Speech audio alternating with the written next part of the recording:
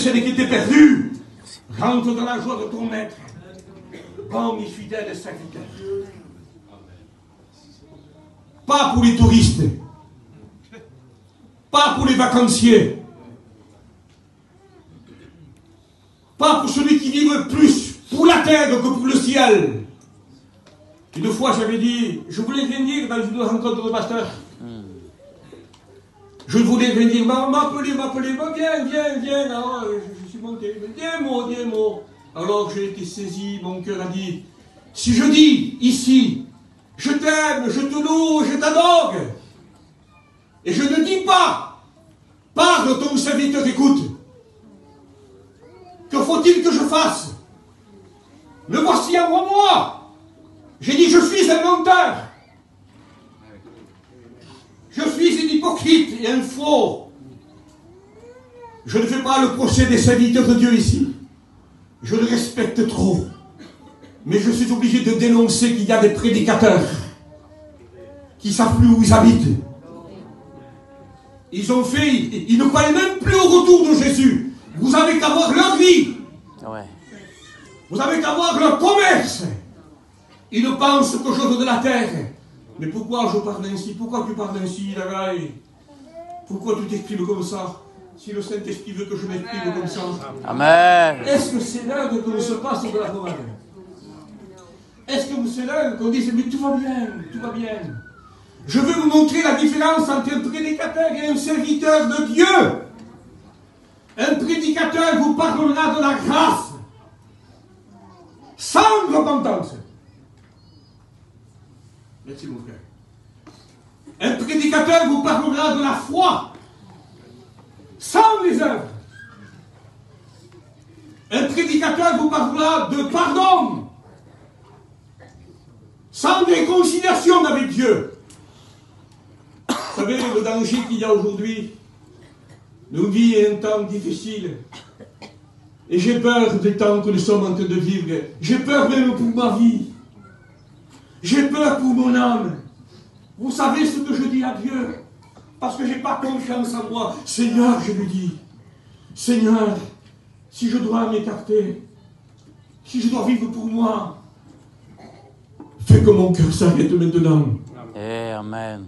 Fais que je meure maintenant, que je tombe par terre maintenant. Il faut que la crainte soit dans nos cœurs. Pourquoi je dis ça? Parce que nous avons un Dieu qui est saint. Un Dieu qui est unique. Il est saint, et l'éternel Dieu.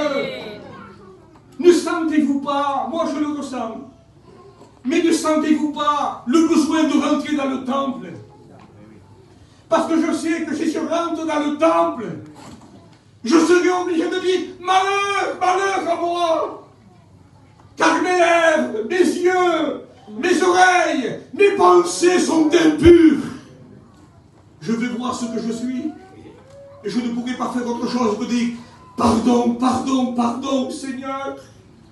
Je ne suis pas un apôtre, mais je veux être un disciple. Amen. Je ne suis pas parfait, mais parce que je veux l'être aux yeux de Dieu, je le suis. C'est ça la grâce. La grâce, ce n'est pas du tout venant. N'employons pas, vous savez, le danger, je vous le dis, j'ajoute encore. Les prédicateurs, il y a certains prédicateurs, et c'est un danger.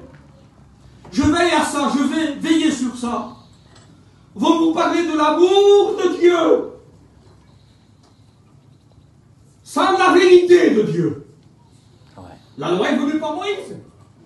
Et la grâce et la vérité sont venues par Jésus. Amen. Donc ils vont vous prêcher l'amour, ils vont vous prêcher la grâce. Mais la grâce sans la vérité, je suis un faux prophète. Ah ouais. Si je prêche la vérité sans la grâce, je suis un faux prophète. Je dois annoncer l'amour de la vérité. Ouais. Donc aujourd'hui, si je viens ici et je vous dis, je vous aime, je veux mettre le feu à la salle. C'est vrai. Dieu vous comprend. Vous êtes blessés. On vous a blessé. On vous a fait du mal. On vous a maltraité. Vous êtes incompris. Vous êtes rejetés. On devient des indas, canailles, pécheurs. On devient des victimes. On parle d'amour de Dieu. On parle de grâce. On peut dire, tu es fatigué. Et il est vrai que des fois on est fatigué. Mais il faut que je cherche ce qui me fatigue. Il faut que je traite ce qui me fatigue. Venez, venez, il va vous donner du repos. Mais attends. Qu'est-ce que tu traînes et qui te fatigue? Il faut traiter les choses telles qu'elles sont. Donc il y a des prédicateurs qui vont vous prêcher la croix, la couronne d'épines, le sang du Sédam, la barbe arrachée, les crachats au visage, son dos sillonné. On n'en parle pas assez peut-être de la croix. Son dos sillonné, sa chair arrachée, élevé entre ses éternes, cloué. On n'a pas pris ses mains, il a donné ses mains.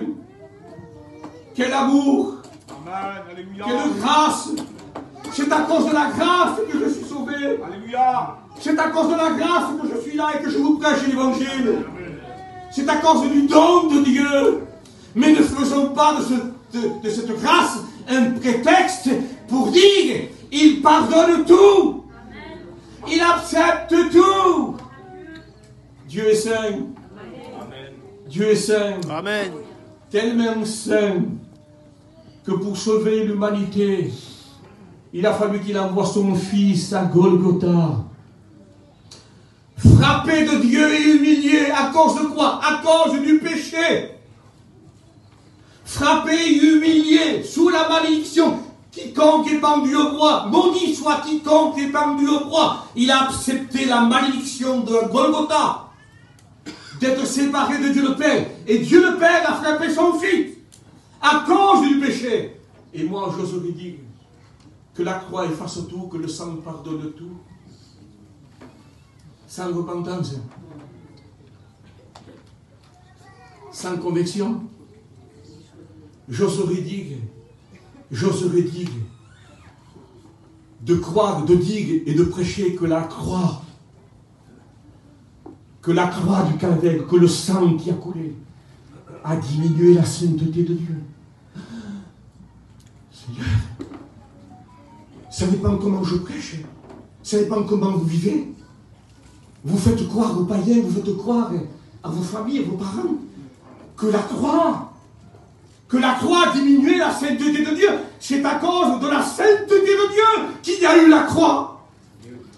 À cause des exigences de Dieu qu'il y a eu le calvaire. Alors aujourd'hui, ce n'est pas l'évangile que je vous présente. Je peux vous tromper. Vous prêchez l'amour, vous prêchez la grâce, vous prêchez le don de Dieu. Laisse. Un prédicateur osera dire, mais non, tu ne mourras pas. C'est le diable qui a dit ça, il a dit ça à elle. Tandis que la sainteté de Dieu, la vérité. La loi dit, tu es un pécheur. La grâce dit, je te pardonne. Et la vérité te dit, ne pêche plus. Alléluia. La loi dit, tu es coupable. La grâce dit, je t'absous, je te sauve, je te rétablis. Mais il dit, la vérité dit, ne pêche plus. Mais aujourd'hui ici, si je vous prêche que la grâce, c'est le moitié de l'évangile, c'est ce que le diable a fait à Jésus. Le diable a prêché la parole à Jésus. Ouais. Le diable a eu l'audace de parler d'amour à Jésus. Il dit, mais écoute, si tu es le Fils de Dieu, jette-toi l'eau en bas. Car Dieu, il voulait dire ça, car Dieu t'aime tellement, car Dieu est tellement amour, car Dieu est tellement patient qu'il a donné des ordres à des anges qui te portent sur les mains, de peur que ton pied ne heurte contre une pierre. Le diable a osé parler d'amour. Je ne veux pas vous tromper et avoir un message ténébreux ici.